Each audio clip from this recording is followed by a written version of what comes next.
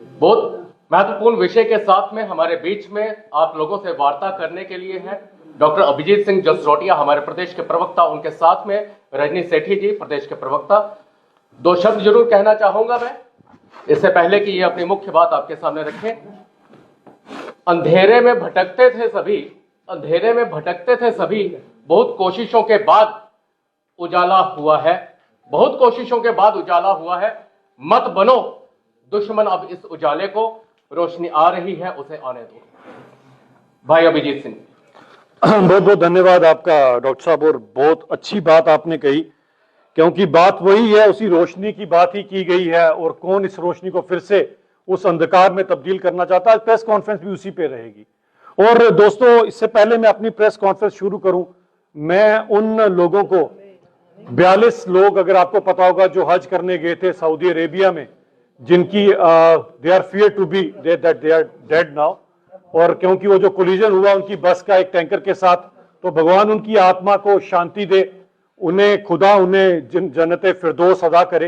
ये दुआ हम यहां से करेंगे उन सब के लिए। जो मेन विषय आज है, वो आज विषय ये है कि जो महबूबा मुफ्ती जी ने आज स्टेटमेंट दी है, और वो बहुत ही अनफॉर्चुनेट स्टेटमेंट है। मुझे लगता नहीं कि आज तक कभी मैंने इससे निम्न स्तर की स्टेटमेंट कभी सुनी होगी, और महबूबा जी ने तो आज मुझे लगता है कि सभी के सभी सीमाएं ही लांघ दी। हाउ कैन शी स्टूप सो लो? इस हद तक आप अपनी राजनीति चलाने के लिए आप इस हद तक नीचे आ जाओगे? बहुत अफसोस होता मुझे महबूबा जी से। और बात यह आती है, ये वही महबूबा जी हैं जो दुर्भाग्यपूर्ण मेरे जम्मू कश्मीर की चीफ मिनिस्टर रही हुई हैं। आज देखिए जिस तरह से उन्होंने दिल्ली ब्लास्ट के ऊपर जो स्टेटमेंट दी है, और उस स्टेटमेंट के अंदर जो उन्होंने ये कहा, और पूरे के पूरे जम्मू कश्मीर के युवाओं को एक ही ब्रश के साथ पेंट करने की बात कर दी है, और ऐसी बात कर दी है कि हमारे पूरे के पूरे जम्मू कश्मीर के युवा आज कटघरे में लाके खड़ा कर दिए महबूबा मुफ्ती साहबा ने। कितना अफसोस होता है, एक आधा या कोई 5-10 लोग अगर इस तरह का घिनौना काम करते हैं, इंसानियत को शर्मसार करते हैं, और पढ़ा लिखा और डॉक्टर होने के बाद भी अगर ऐसा काम करते हैं, तो मैं महबूबा मुफ्ती साहबा से पूछना चाहता हूं, पहले तो आप कहती थी कि बेरोजगारी सबसे बड़ा कारण है, यही फारूक साहब कहा करते थे कि बेरोजगारी सबसे बड़ा कारण है, तो आज ये सब कुछ क्यों आ रहा है? इसका जरा हमें बताएं कि आज ये सब कुछ क्यों हो रहा है, और इसका कारण ये है महबूबा मुफ्ती साहिबा, इसका कारण है रेडिकलाइजेशन, जिसका बीज आप लोगों ने बोया, जिसका बीज इस नेशनल कॉन्फ्रेंस ने बोया कि एक अमन सुकून सुख चैन वाला कश्मीर, 87 से पहले वाला कश्मीर, उसे आप लोगों ने नजर लगा के रख दी। क्या आप लोग कसूरवार नहीं सब चीजों के ऊपर? और आज मैं जम्मू कश्मीर के युवाओं को जो आपने इनडायरेक्टली जो बात कही है, इसका तो बहुत, जितनी निंदा करे उतनी कम है। आप क्या कहना चाहते हैं? अगर कोई ये गलत काम करेगा तो उसका खमियाजा का मेरा जम्मू कश्मीर का युवा भुगतेगा, उसका खमियाजा जो यहां से बिजनेस करने के लिए जो गरीब इंसान बाहर शॉल बेचने गया अपनी पूरे साल की मेहनत कर वो भुगतेगा, या ये बच्चा कोई बाहर पढ़ रहा है वो भुगतेगा।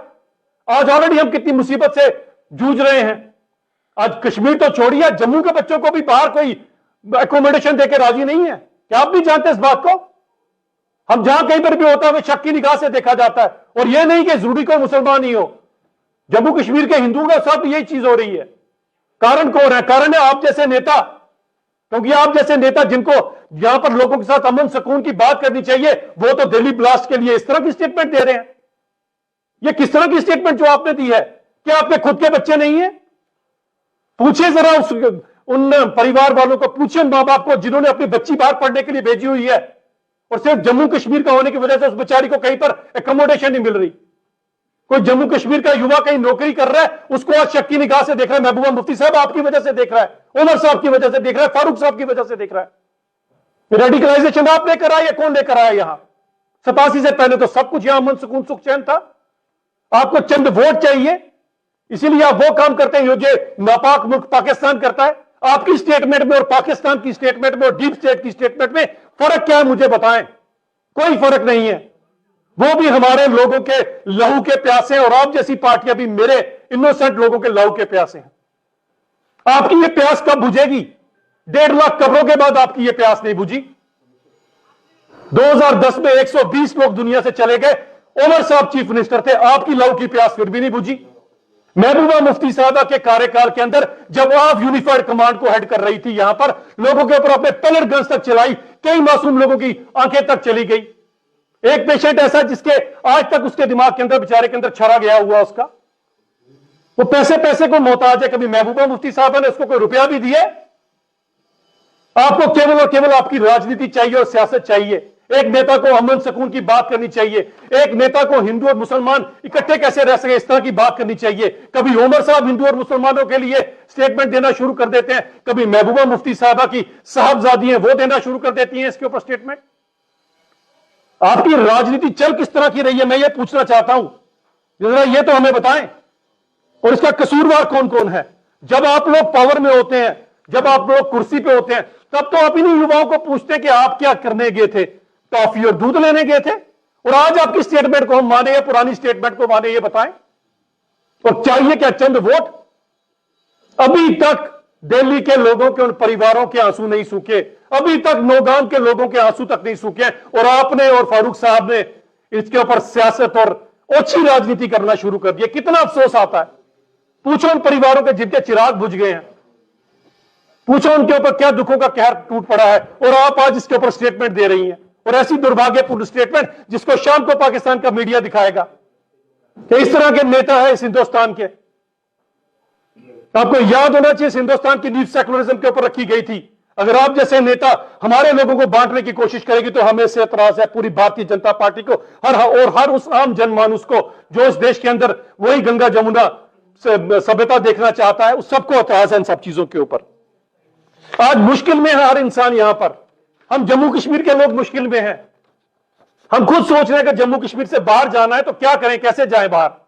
कल ये जो लोग बाहर नौकरियां कर रहे हैं सारे के सारे, ना तो आपकी सरकार ना उमर साहब की सरकार इनको नौकरियां दे पाई। 500 500 700 700 रुपए वाले आपने छलावे देकर 20 25 साल तक वो नौकरियां आपने इनको दी थी। आज वो जो बाहर नौकरियां कर रहे हैं, अगर उनको कल सबको वापस आना पड़ा तो यहां कहां जाएंगे? वो कहां से खाना खाएंगे? क्या महबूबा मुफ्ती साहब अपने घर पे खिलाएंगी या उमर साहब अपने घर पे खिलाएंगे गुपकार रोड के अंदर? ये युवा कहां से अपनी रोजी रोटी कमाएगा? कहां से अपने बूढ़े मां बाप का इलाज करेगा? कहां से अपनी बहन की शादी करेगा? जवाब है आपके पास इसका कोई? केवल और केवल मुझे अच्छी राजनीति करनी है और मुझे एक स्टेटमेंट देनी है ताकि हां हम लोग खबरों में बने रहें, और वो बेचारे जो कब्रों में हैं उनका क्या होगा? महबूबा मुफ्ती साहबा मुझे इसका जवाब दे जरा। ये तो हद हो गई जो आज आपने किया है। एक दरिंदे ने, मैं वर्ड यूज करना चाहता हूं, एक दरिंदे ने जाकर दिल्ली ब्लास्ट किया, जिस दरिंदे का कोई दीन ईमान नहीं है, कोई मजहब नहीं है, केवल और केवल मासूम लोगों का खून चूसना उस इंसान का मजहब रहा होगा। उसने इंसानियत को शर्मसार किया। और आपने मेरे पूरे के पूरे जम्मू कश्मीर के युवाओं को आज कटघरे में लाके खड़ा कर दिया। मुझे एतराज है आपकी स्टेटमेंट से, आपको अपनी ये स्टेटमेंट वापस लेना पड़ेगी। ऐसा ना हो कि जम्मू कश्मीर का युवा आज आपके अगेंस्ट खड़ा हो जाए यहां पर। अब मैं रिक्वेस्ट करूंगा अपनी बहन रजनी सेठी जी से कि ये इस सरकार ने जो लूट खसूट बचा के रखी है, क्योंकि ये आपका अटेंशन डाइवर्ट करते हैं, इसीलिए ये इस तरह काम करते हैं। बहन रजनी सेठी जी। बिल्कुल अभिजीत जी जो कह रहे हैं, शर्म आती है ऐसे नेताओं पर। लगातार हम अपनी प्रेस कॉन्फ्रेंसिस में कह रहे हैं कि एनसी और पीडीपी यहाँ पर शांति नहीं होने दे रही। एनसी लगातार 1 साल से सरकार में होने के बावजूद भी लोगों को गुमराह करने का काम कर रही है, कभी स्टेटहुड के नाम पर। असल मकसद उनका एक ही है कि किस तरीके से यहाँ लूट खसूट की जाए।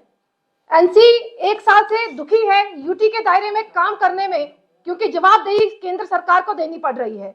मुझे लगता है कि एनसी को जवाब देना चाहिए, जो उनके डिप्टी सीएम हैं, जो नौशहरा में लूट खसूट कर रहे हैं पिछले 1 साल से। मुख्यमंत्री जी शांत हैं, गाली गलौज करने के लिए मुख्यमंत्री जी उनको आगे करते हैं, मगर करप्शन के मामले में जवाबदेही आज तक नहीं दी एनसी ने। एंटी करप्शन ब्यूरो पिछले 5 दिन से वहां बैठा हुआ है कि जो उन्होंने धांधलियां की है वहां पर उसके सबूत इकट्ठे कर रहे हैं। मैं पूछना चाहूंगी मुख्यमंत्री जी से और फारूक अब्दुल्ला जी से, क्या आपके यहाँ पर नेता ऐसे ही होते हैं? क्या आपके यहाँ पर नेताओं को शेल्टर करने का काम आप लोग कर रहे हैं? क्या टेररिज्म के नाम पर आप लूट खसूट करने के लिए यहाँ पर बैठे हैं ताकि स्टेटहुड के मिलने के बाद आप ये लूट खसूट करते रहें? मुझे लगता है आप जैसे लोगों को स्टेटहुड नहीं मिलनी चाहिए, क्योंकि यूटी के दायरे में अगर आप काबू में नहीं आ रहे तो मुझे लगता है स्टेटहुड के बाद आप बिल्कुल काबू में नहीं आएंगे। आपके यहाँ पर क्रशर चल रहे हैं, उन क्रशरों में किस तरीके की डीलिंग हो रही है? मुख्यमंत्री जी जवाब दीजिए। जम्मू कश्मीर की जनता पूछ रही है कि पिछले 5 दिनों से जम्मू कश्मीर में क्वेश्चन मार्क खड़ा है। हर स्टेट सवाल खड़ा कर रहा है जम्मू कश्मीर की जनता पर। आज पढ़ा लिखा नौजवान भी भटक गया है आपकी नीतियों के कारण। आप लोगों ने बिल्कुल, अभिजीत जी ने कहा कि रेडिकलाइजेशन के कारण युवा गुमराह है।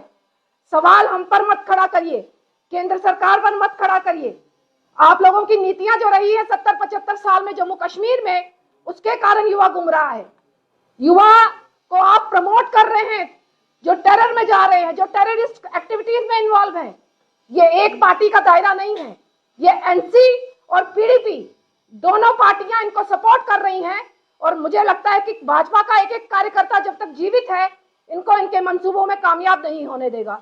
मैं इतना निवेदन करूंगी जम्मू कश्मीर की जनता से, इनसे सवाल पूछिए, आपको सरकार ने लाया क्यों था? क्या टेररिज्म को सपोर्ट करने के लिए, क्या अपने डिप्टी सीएम को बचाने के लिए, या ऐसे नेताओं को शेल्टर करने के लिए जिन्होंने जम्मू कश्मीर को तबाह करने का काम किया? आप सबका बहुत बहुत धन्यवाद। एक सवाल रहेगा, इम्पोर्टेंट सवाल है। आपने जैसे बयानों की बात की महबूबा मुफ्ती के, वहीं पर डॉक्टर फारूक अब्दुल्ला का भी एक बयान आया जिसमें साफ तौर पर वो कह रहे हैं कि आप कश्मीरियों पर उंगली उठा रहे हैं। इस बम धमाके के बाद जो दिल्ली में हुआ, जो इंसिडेंट हुआ, उसके बाद उनका स्टेटमेंट है। फारूक साहब को जरा सिर्फ इतना पूछ लीजिए, ज्यादा क्वेश्चन नहीं, सिर्फ एक सवाल फारूक साहब को पूछिएगा कि आप कश्मीरियों के खैरख्वाह बनना छोड़ दीजिए। कश्मीरियों को 1979 भूला नहीं है, जिस कुछ को भूल गया है। मुझे अच्छी तरह से याद है कि फांसी भुट्टो को पाकिस्तान में होती है, यहां पर आप कश्मीरियों के साथ क्या करते हैं? आपके वर्कर कश्मीरियों के साथ क्या करते हैं? उनके बागवानों के साथ क्या करते हैं? आप जहां पर कुरान शरीफ पढ़ाए जाते हैं उन इदारों को क्या आपने नहीं चलाया था? क्या आपने कुरान शरीफ की बेअदबी नहीं की थी? क्या इन्हीं कश्मीरियों की आपने दाढ़ियां नहीं उस समय शेव करवाई थी? तो आप कश्मीरियों के खैरख्वाह बनने छोड़ दीजिए। वो 1.5 लाख कश्मीरी जो आज कब्रों के अंदर, वो फारूक साहब और उनकी पार्टी की वजह से हैं। और 120 लोग जिनकी जान चली गई, उमर साहब उसके लिए रिस्पॉन्सिबल है। तो आप इनके खैरख्वाह बनना छोड़ दीजिए, आपकी वजह से सबके साथ यहाँ पर अराजकता फैली है। डॉक्टर, ये साथ ही साथ डॉक्टर साहब, जो हमारे डिप्टी सीएम है सुरेंद्र चौधरी, जो डॉक्टर उमर, जो शहीद तो मैं कहूंगा नहीं क्योंकि वो आतंकवादी था, जिसने साफ तौर पर कितने लोगों को शहीद किया दिल्ली ब्लास्ट में, उसके घर को डिमोलिश किया, जहां पर डिप्टी सीएम सुरेंद्र चौधरी साफ तौर पर कहते हैं कि उनके माँ बाप का क्या कसूर था अगर बेटा आतंकवादी था। जितने लोगों की जान आज दिल्ली के अंदर गई है, उनसे जरा पूछिए, उन बेचारों का तो घर जिंदगी में कभी भी नहीं बनेगा, वो तो उजड़ गए हमेशा के लिए। उनके घर का चिराग तो हमेशा के लिए बुझ गया। वो नौगाम वाले, उनके घर का चिराग भी हमेशा के लिए बुझ गया। जब ऐसी स्टेटमेंट देते हो ना तो थोड़ा सोचा करा करो। मेरा सवाल है, गृह मंत्रालय आपके पास, दिल्ली सरकार आपके पास, और ये इतना बड़ा ब्लास्ट हो गया, जिसकी जिम्मेवारी कौन लेगा? गृह मंत्रालय लेगा? अमित शाह लेंगे? देखिए, मैं एक बात बताना चाहता हूं, और आप सब लोग बड़े रिस्पॉन्सिबल लोग हैं, और हम कोई भी अगर स्टेटमेंट दें तो उसको हम बड़ा रिस्पॉन्सिबल स्टेटमेंट ही रहनी चाहिए। आज जिस हिसाब से इस आतंकवाद ने, इस टेररिज्म ने पूरी दुनिया के अंदर अपने पैर पसारे हुए हैं, शायद ही दुनिया की कोई ऐसी जगह हो जहां पर ये टेररिस्ट हिट नहीं कर सकते। अगर ट्विन टावर के अंदर so called developed country, so called security में सबसे ऊपर वाला कंट्री, सो कॉल्ड, मुझे लगता है कि उनसे ऊपर तो शायद किसी की सिक्योरिटी होगी नहीं, अगर दिन दहाड़े उनके ट्विन टावर्स के अंदर कोई प्लेन लेके घुस सकता है तो कोई भी महफूज नहीं है। इस बात को हमें समझना पड़ेगा। 148 करोड़ का मुल्क है हिंदुस्तान, फिर भी काफी हद तक मैं सैल्यूट करता हूं अपनी एजेंसीज को, अपनी J&K पुलिस को, कि काफी हद तक हम लोगों की जान बचाने में ये लोग कामयाब हो जाते हैं। वरना 20 डेटोनेटर पकड़े गए थे। सोचिए, अगर 20 चूक हुई है ना, चूक माने ना, चूक हुई है। मैंने इतनी बड़ी बात की स्टेटमेंट यूज की। देखिए, स्टेटमेंट को भी अगर आप नहीं समझ पाएंगे तो फिर मैं क्या कह सकता हूं। तो मुझे अफसोस ही अगर आप स्टेटमेंट को नहीं समझ पाए। बहुत बहुत धन्यवाद आपका। अगर आप अपने सपनों का आशियाना बना रहे हैं तो एराकॉट कंस्ट्रक्शंस है आपकी पहली पसंद, क्योंकि यहाँ सिर्फ टाइल्स, सैनिटरी और हार्डवेयर प्रोडक्ट्स की विशाल रेंज नहीं मिलती, बल्कि साथ में मिलते हैं ढेरों फ्री गिफ्ट्स, और वो भी हर शॉपिंग पर। एराकॉट कंस्ट्रक्शंस में ट्रेंडिंग और लेटेस्ट डिजाइनों की बड़ी रेंज है, तो देर किस बात की, आज ही आए एराकॉट कंस्ट्रक्शंस, जहां घर का सपना भी पूरा होता है और शॉपिंग बनती है फायदेमंद।